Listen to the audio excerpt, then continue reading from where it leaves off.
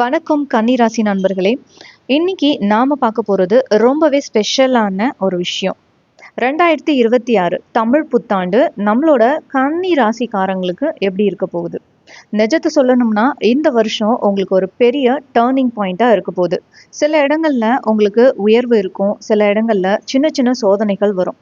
ஆனா எதையும் தைரியமா எதிர்கொண்டு யார் ஸ்ட்ராங்கா நிக்கிறீங்களோ அவங்க தான் இந்த வருஷம் ஜெயிக்க போறீங்க.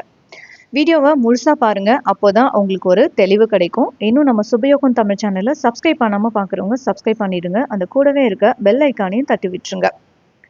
இந்த வருஷம் கன்னி ராசிக்கு ஒரு மிக்சட் இயர். அதாவது ஆரம்பத்துல கொஞ்சம் மெதுவா போற மாதிரி இருக்கும், ஆனா போக போக வேகம் எடுக்கும்.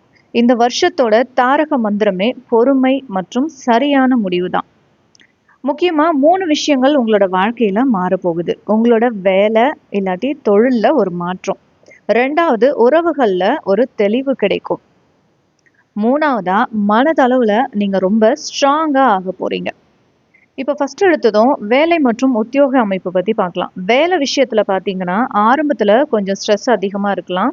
நான் இவ்ளோ உழைக்கிறேன், ஆனா எனக்கு அதுக்கான அங்கீகாரம் கிடைக்கலையேன்னு நீங்க ஃபீல் பண்ணலாம். ஆனா கவலைப்படாதீங்க. ஜூன் மாசத்துல இருந்து அக்டோபர் வரைக்கும் உங்களுக்கு திடீர் வாய்ப்புகள் தேடி வரும்.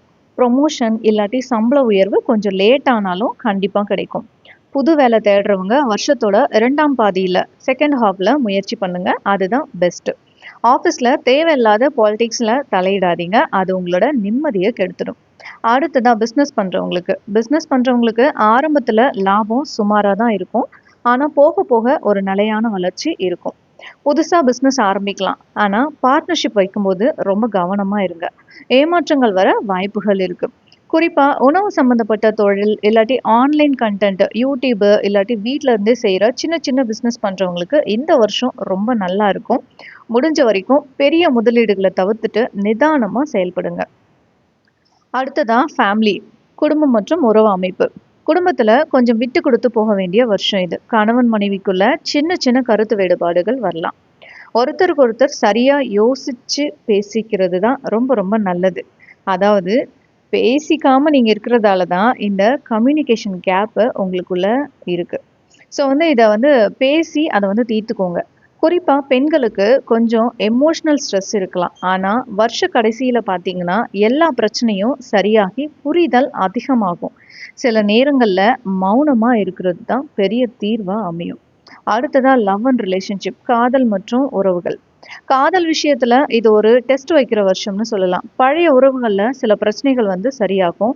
புதுசா லவ் பண்றவங்க யாரையும் டக்குன்னு நம்பிடாதீங்க. கொஞ்சம் டைம் எடுத்துக்கோங்க. சிலருக்கு பிரிஞ்சு போனவங்க கூட திரும்பி வர்றதுக்கான வாய்ப்புகள் இருக்கு. அடுத்ததான் ஆரோக்கியம். ஆரோக்கியத்துல கொஞ்சம் கூடுதல் கவனம் தேவை. அதிகப்படியான வேலைப்பளுவால ஸ்ட்ரெஸ், செரிமான கோளாறு இல்லாட்டி சரியான தூக்கம் வராம இருக்கிறது, இது மாதிரி சின்ன சின்ன பிரச்சனைகள் வரலாம். பெண்களுக்கு ஹார்மோன் மாற்றங்களால சில அசௌகரியங்கள் வரலாம். நிறைய தண்ணி குடிங்க. ஒரு நாளைக்கு 10 நிமிஷமாவது தியானம் பண்ணுங்க. அடுத்ததா நட்சத்திர பலன்கள் பத்தி பார்க்கலாம். இப்போ கன்னி ராசி உத்திர நட்சத்திரக்காரங்களுக்கு உங்களுக்கு இது வளர்ச்சியான வருஷம். வேலை உயர்வு கிடைக்கும், ஆனா ஈகோ காட்டாம நடந்துக்கோங்க. அடுத்ததா கன்னி ராசி ஹஸ்தம் நட்சத்திரக்காரங்க, பணம் விஷயத்துல கவனமா இருங்க. புதிய வாய்ப்புகள் கொஞ்சம் மெதுவா தான் உங்களுக்கு வரும். அடுத்ததா கன்னி ராசி சித்திரை நட்சத்திரக்காரங்க, வாழ்க்கையில ஒரு நல்ல மாற்றம் வரும். பயணங்கள் போறதுக்கான வாய்ப்புகள் அதிகமா இருக்கு. அடுத்ததா இப்ப இதுல நம்ம பிளஸ் அண்ட் மைனஸ் ரெண்டுமே பார்த்துருக்கோம். ஸோ பிளஸ்ன்னு பார்த்தீங்கன்னா நல்ல வளர்ச்சி வாய்ப்புகள், மன தைரியம், புதிய ஐடியாக்கள் எல்லாமே கிடைக்கும்.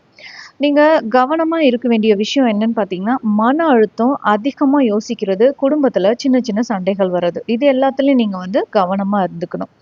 நீங்க கடைபிடிக்க வேண்டிய சில விஷயங்கள்: தினமும் சீக்கிரமா எந்திரிங்க. பெரிய முடிவுகளை அவசரப்பட்டு எடுக்காம நிதானமா யோசிங்க. அடுத்ததா தேவையில்லாத கடன்கள் வாங்குறத தவிர்த்துடுங்க. யாரையும் கண்மூடித்தனமா நம்பிடாதீங்க.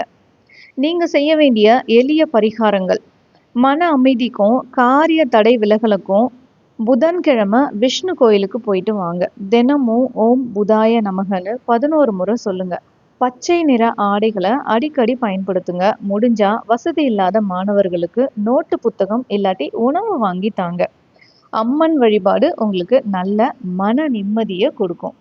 இதுவரைக்கும் ரொம்பவே முக்கியமான பாயிண்ட்ஸ்லாம் பார்த்துருக்கோம். இப்ப அடுத்ததா சனி பகவானோட தாக்கம் எப்படி இருக்குன்னு பார்க்கலாம். கன்னி ராசிக்கு இப்போ 6ஆம் இடத்துல சனி பகவான் இருக்காரு.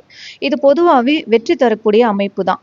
இப்போ உங்களுக்கு 6ஆம் இடத்துல சனி இருக்கிறதுனால, உங்களோட எதிரிகள் உங்களுக்கு முன்னாடி தோத்து போவாங்க. ஆனா, கடன் வாங்குற விஷயத்துல மட்டும் ரொம்ப உஷாரா இருக்கணும். தேவையில்லாத ஆசைகளுக்காக லோன் போடாதீங்க. அது அப்புறம் உங்களுக்கு தலைவலியா மாறிடும். அடுத்ததா ராகு கேது பெயர்ச்சி. ராசியிலேயே கேது இருக்கிறதும், 7ல ராகு இருக்கிறதும் ஒரு விதமான மனக்குழப்பத்த தரும். மனசுல ஒரு பயம் இருந்துகிட்டே இருக்கும். எல்லாம் சரியாயிடுமா அப்படின்னு ஒரு சந்தேகம் வரும். இது உங்க ராசியில கேது இருக்கிறதுனால வர்ற குழப்பம்தான். இத சமாளிக்க தான் தியானம் பண்ண சொல்லியிருக்கேன். மத்தவங்கள நம்பி முக்கிய பொறுப்புகள ஒப்படைக்காதீங்க. நீங்களே நேரடியா இறங்கி வேலை பாருங்க. அடுத்ததா குருவோட பார்வை. 2026 மே மாசத்துக்கு அப்புறமா குரு பெயர்ச்சி நடக்கும்போது உங்களுக்கு ஒரு பெரிய ரிலீஃப் கிடைக்கும். மே மாசம் வரைக்கும் கொஞ்சம் பொறுமையா இருங்க. அதுக்கப்புறம் குருவோட பார்வை உங்க ராசிக்கு சாதகமா வரப்போகுது. அப்போதான் நீங்க இவ்வளவு நாள் பட்ட கஷ்டத்துக்கு ஒரு விடிவு காலம் பிறக்கும். தடைப்பட்ட சுப காரியங்கள், அதாவது கல்யாணம், வீடு வாங்குறது, இதெல்லாம் கண்டிப்பா நடக்கும். அதாவது இந்த குரு பெயர்ச்சிக்கு அப்புறம் உங்களுக்கு நடக்கும். உங்களுக்கு சில முக்கியமான எச்சரிக்கைகள். இந்த வருஷம் உங்ககிட்ட யாராவது பெரிய லாபம் தர்றேன்னு சொன்னா உடனே நம்பிடாதீங்க. குறிப்பா ஷேர் மார்க்கெட்டு இல்லைன்னா தெரியாத பிசினஸ்ல பணத்தை போடாதீங்க. உழைப்பு மட்டும்தான் கை கொடுக்கும் அப்படின்றத மனசுல வச்சுக்கோங்க. அடுத்ததா மாணவர்களுக்காக. மாணவர்கள் படிப்புல கொஞ்சம் கவனமா இருக்கணும். செல்போனு, சோசியல் மீடியா அப்படின்ற பயன்பாட்டை குறைச்சிக்கிட்டா அப்பதான் உங்களுக்கு நல்ல மார்க் எடுக்கவும் முடியும். ஸோ ஞாபக மறதி வர வாய்ப்புகள் இருக்கு. அதனால எழுதி வச்சு படிங்க. கடைசியா கன்னி ராசிக்காரங்களுக்கு நான் சொல்லிக்கிறது ஒண்ணு மட்டும்தான்.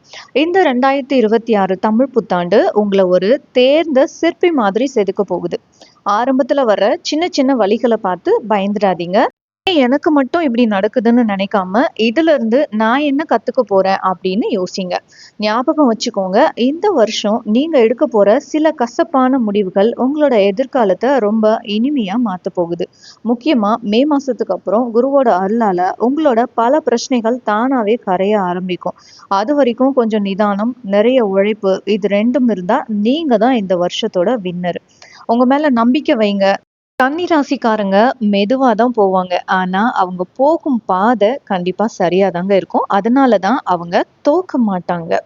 ஸோ நேரம் எடுத்தாலும் பரவாயில்ல. கன்னி ராசி வெற்றிக்கு லேட் ஆகலாம். ஆனா, ஒருபோதும் ராங் ஆகாது. இந்த வருடம் ஸ்லோவா இருந்தாலும் ஸ்ட்ராங்கா இருங்க. உங்களோட டைம் வரும். அது வந்தா யாராலும் உங்கள நிறுத்தவே முடியாது. இந்த புத்தாண்டு கன்னி ராசிக்காரங்களான உங்களோட வாழ்க்கையில அமைதி, நிம்மதி, முன்னேற்றம் நிறைய கொண்டு வரணும். எல்லா கஷ்டங்களும் மெதுவா மறைஞ்சு உங்களோட மனசு சந்தோஷமா மலரட்டும். என்னோட மனமார்ந்த இனிய தமிழ் புத்தாண்டு நல்வாழ்த்துக்கள். அப்படியே நம்மளோட சுபயோகம் தமிழ் சேனலையும் சப்ஸ்கிரைப் பண்ணிடுங்க. கூடவே இருக்க பெல் ஐக்கானையும் தட்டி விட்டுருங்க. நன்றி.